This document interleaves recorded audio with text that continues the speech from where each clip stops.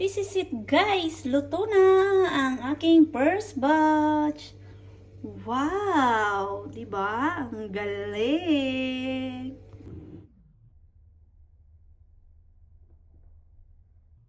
Ayan, gagawa na naman po ako ng cookies naman. This time magta-try ako. So ayan, 2 red apple lang gagamitin ko. Tapos ito po ay Quaker oatmeal. Gumamit ako na itong hand blender kasi wala kaming blender na yung no need mo na. So ayan, lalagyan ko rin siya ng vanilla and butter. So ayan. So gasan lang po natin yung apple, hindi ko na po ipipil siya. Hindi na po natin tatulukan. Gasan na lang po natin. Ayan, to apple. Dapat malinis.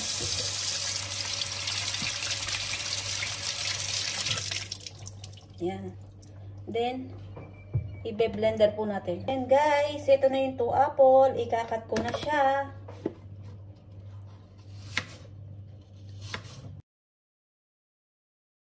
Ayan guys, na-slice ko na yung 2 apple. Ito na yung 2 apple. Lalagyan na natin siya dito. Ayan. Kita nyo?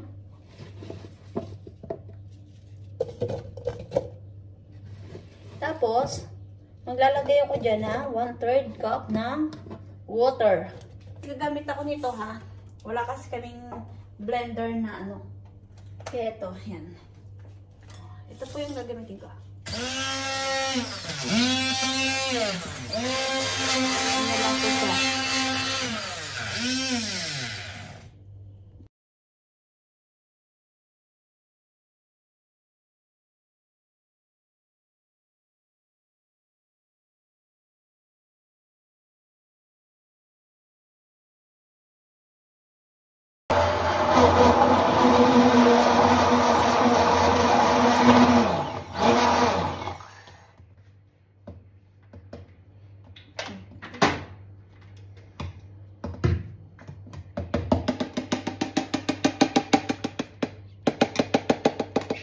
Guys, magma-microwave naman ako ng butter. Kailangan natin siyang tunawin. Guys. So, yan. Tutunawin lang natin yung butter. Tapos, i-mix natin siya doon sa gagawin kong cookies. Guys, start na ako ng paggagawa ng cookies. Ayan, sabi ko sa inyo, pachamba lang to. First time kong gagawa nitong cookies na to. So, ito yung 1 cup Quaker oat at saka yung almonds. Hand blender din ang ginamit ko kasi wala kami blender. So, ayan. Then,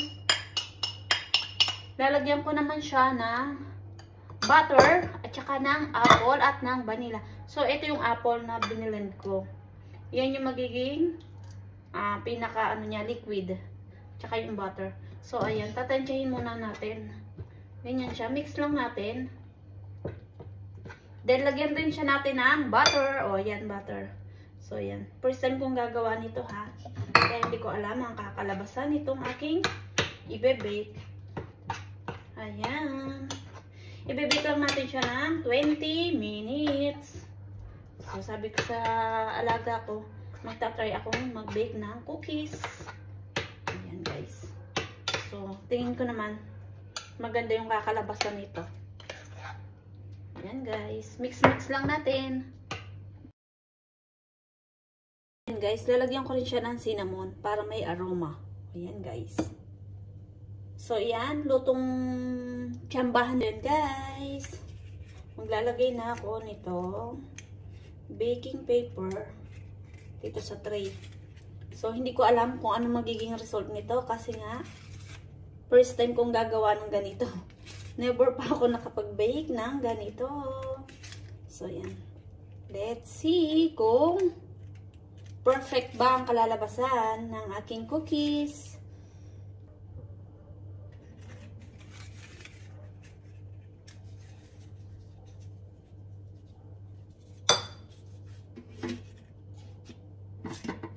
So, 20 minutes lang po ako magbe-bake nito.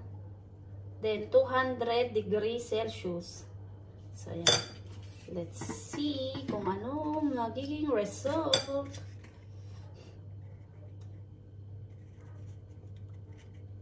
Sana maganda ang kalabasan.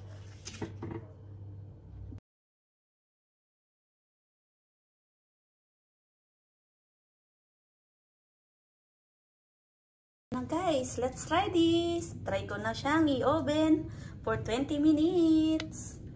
Yan. Sana magandang kalabasan. First time maggawa ng ganyang cookies. Guys, malapit na siyang mag-zero. Ayan. Ang aking first batch ng binay kong pachamba. Ayan guys, hintayin na lang natin. Titikman natin anong resulta. Guys, this is it, pansit. Ayan, first time nagawa ng cookies ng Inday. So yeah. Wow, finish na siya. Tanggalin na natin para makapagsalang ulit ako. Yan guys, ang ganda ng kinalabasan. Ayan guys. Masasalang ulit ako ng bago. So, ito ang aking second batch na ibe-bake. Lalagay ko na ang aking second batch. Ayan guys.